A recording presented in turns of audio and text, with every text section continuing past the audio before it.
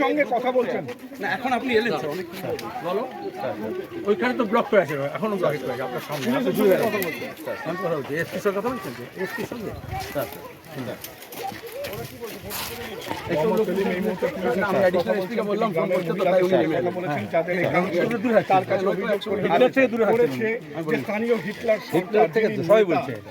তিনটে নাম বলছে, হিটলার।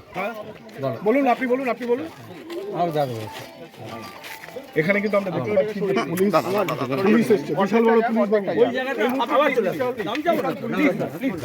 তোরা আবার ওখানে আবার জটলা করবে, তার কি জটলা না, কেউ ছিল না স্যার।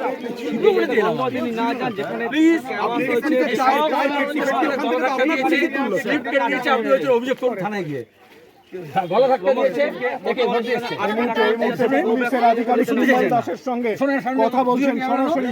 গলা ধাক্কা দিয়েছে, বলছে কেউ ছিল না। মোহাম্মদ সেলিম তাকে ডিফেন্ড করছেন, আবার বলছে রাত্রে দেখে নেবো, কে দেখতে নেবে রাত্রে, আমি থাকবো রাত কি কার ভরসায় বলছে যে রাত্রে দেখে ভোট দিয়ে এসছে।